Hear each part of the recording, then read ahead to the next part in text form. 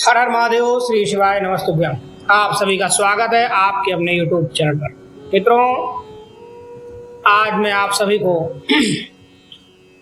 ज्योतिष में, एस्ट्रोलॉजी में रिश्ते क्या अहमियत रखते हैं। रिश्ते हमारे जीवन में बहुत जड़ से जुड़े होते हैं। तो आइए चलते हैं, आज ज्योतिष की दृष्टि से जानते हैं हमारे रिश्ते कितने महत्वपूर्ण हैं। मित्रों, मानव एक सामाजिक प्राणी है। हम समाज से जुड़े रहते हैं। समाज में भी हम रिश्तों की डोर से बंधे रहते हैं। कभी कभी रिश्ते हमारे लिए बहुत ज़्यादा महत्वपूर्ण बन जाते हैं। ऐसे भी रिश्ते होते हैं जिनसे हमें खास लगाव होता है। यदि ये रिश्ते ना हो तो शायद दुनिया में किसी को किसी की, या फिर यूं कहिए अपनी भी फिक्र ना रहे। इन्हीं रिश्तों को ज्योतिष की दृष्टि से भी देखा जा सकता है। अपनी जन्म कुंडली में आप जान सकते हैं। आपकी जन्म कुंडली बता सकती है कि आपके परस्पर संबंध कैसे रहे होंगे।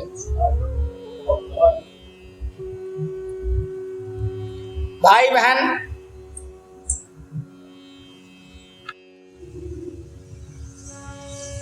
बहन, माँ बाप, दादा दादी, नाना और नानी से लेकर ससुराल, सास ससुर और साले आदि का भी विश्लेषण आपकी जन्म कुंडली के द्वारा किया जा सकता है।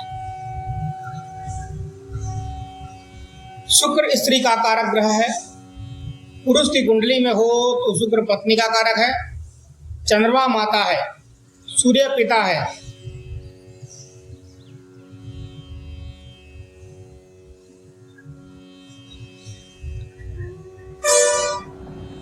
बुध से छोटी या बड़ी बहन का विचार किया जाता है। मंगल भाई का कारक है। गुरु स्त्री की कुंडली में पति का परिचायक है। अधिक अंशों में बुध का विचार मामा से किया जाता है। मामा या मौसी के बारे में देखने के लिए बुध के अंश देखिए।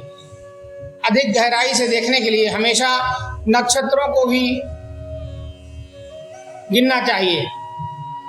शनि से ताए का विचार किया जाता है। बड़े ताजा, ताता, चाचा या ताऊ का विचार किया जाता है। और राहु से ससुराल और ससुराल से जुड़े सभी लोगों का पता लगाया जाता है। यदि हम नक्षत्रों को साथ लेकर चलते हैं तो हम गहराई से किसी भी रिश्ते के बारे में जान सकते हैं। जैसे कि मेरी ससुराल कैसी होगी, मेरी सास के साथ मेरी बनेगी या नहीं, साले और सालियां या जीजा और बड़ी बहन के विषय में राहु और राहु के नक्षत्रों से काफी कुछ जाना जा सकता है।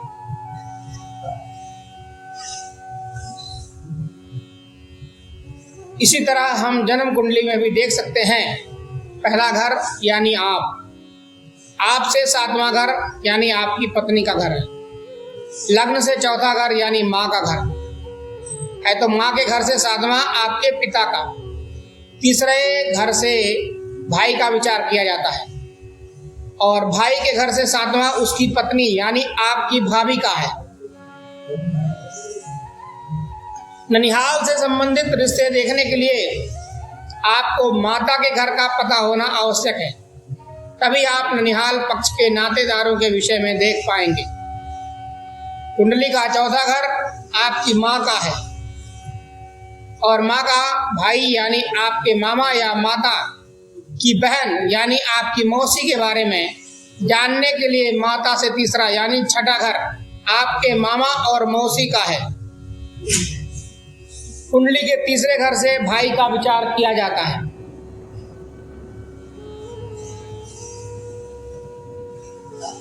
यदि पत्नी के भाई का विचार करना हो तो पत्नी का स्थान यानी सातवां है और सातवें से तीसरा पत्नी के भाई का होता है। इसी तरह नौवें घर से आप अपने साले और सालियों के बारे में जान सकते हैं। विवाह से पहले अधिकतर लड़कियां अपने ससुराल के बारे में जानना चाहती हैं, यानी उनके ससुर कैसे होंगे, देवर, देवरानी, जेठ, जेठानी, ननंद, जीजा और सास ससुर के साथ संबंध कैसे रहेंगे, क्या लंबे समय तक आपके संबंध कायम रहेंगे, क्या आपको सास या ससुर से प्यार मिलेगा, क्या आपके पति का छोटा भाई यानी आपका देवर लक्ष्मण की भांति आपकी सेवा करेगा। इसी तरह के सवालों के जवाब के लिए आपको ये समझ होनी आवश्यक है कि जिस स्थान में पाप ग्रह बैठा है उस घर से संबंधित सभी रिश्तों से आपको निराशा ही मिलेगी। जैसे कि दशम भाव में राहु होने से आपकी ससुराल आपके लिए ना के बराबर रहेगी, यानी संबंधों में न्यूनता। यदि आपका शनि नीच का है तो आपके घर में बुजुर्गों का हमेशा अभाव रहेगा। यदि राहु आपकी कुंडली में अच्छा नहीं है तो ससुराल से आपको कोई विशेष लाभ नहीं होगा।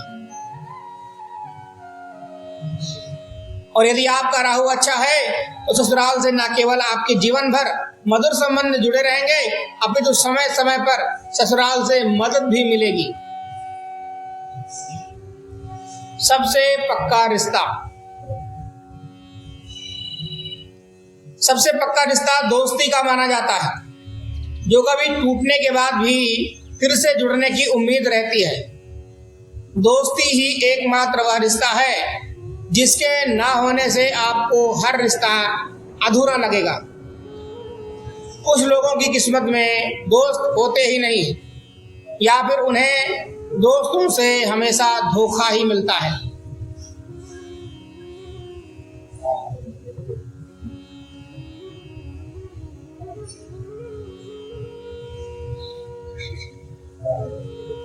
ऐसा क्यों होता है? आइए एक नजर डालते हैं इस रिश्ते पर भी।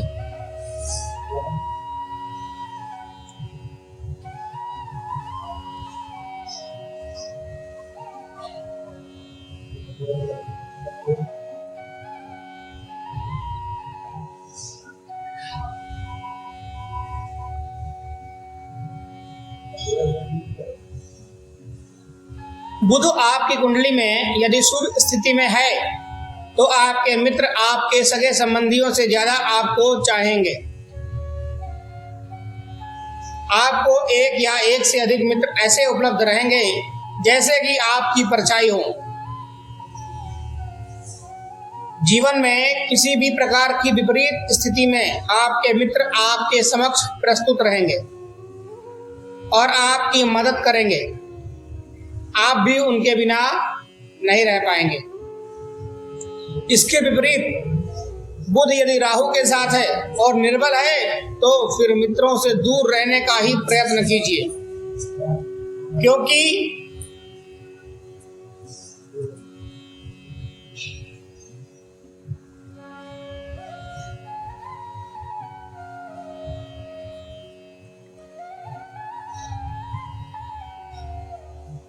आपके मुंह पर तो वे आपके पक्ष में रहेंगे, परंतु समय पड़ने पर जड़ काटने को भी तैयार रहेंगे।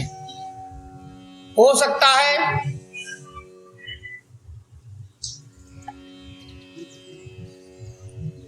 कि किसी समय काम भी आ जाएं, परंतु यहां भी उनका किसी ना किसी प्रकार का स्वार्थ छिपा रहेगा।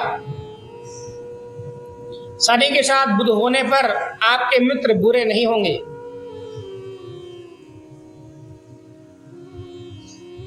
बुध के साथ सूर्य रहने पर आप जैसा व्यवहार अपने मित्रों के साथ करेंगे आपको भी वैसा ही फल मिलेगा। यदि आप स्वार्थी हैं तो आपके मित्र भी स्वार्थी होंगे। एक फायदा आपको हमेशा रहेगा, आप मित्रों से हमेशा घिरे रहेंगे।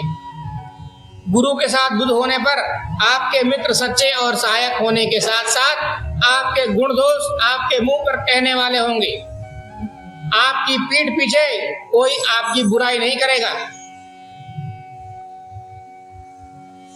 केतु यदि बुध के साथ हो तो आपके मित्र मददगार तो होंगे, परंतु सामान्य लोगों से आपकी मित्रता नहीं होगी। आपके मित्र ऊंचे दर्जे के होंगे।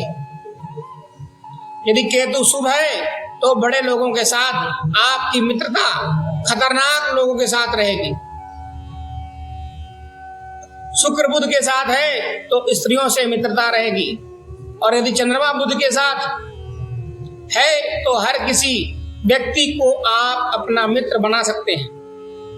यहां तक कि आप में शत्रुओं को भी अपने पक्ष में रखने की शक्ति होगी। दोस्तों, आज की वीडियो में इतना ही। आगे आने वाले नई वीडियो में नई जानकारी के साथ मैं आपके सामने उपस्थित होऊंगा। तब तक के लिए धन्यवाद, साधुवाद, प्रणाम। आप सभी का दिन मंगलमय हो। दोस्तों, यदि आपने अभी तक हमारे चैनल को सब्सक्राइब नहीं किया है तो चैनल को सब्सक्राइब करें, साथ साथ बेल आइकन दबा करके ऑल पर क्लिक कर लें। धन्यवाद।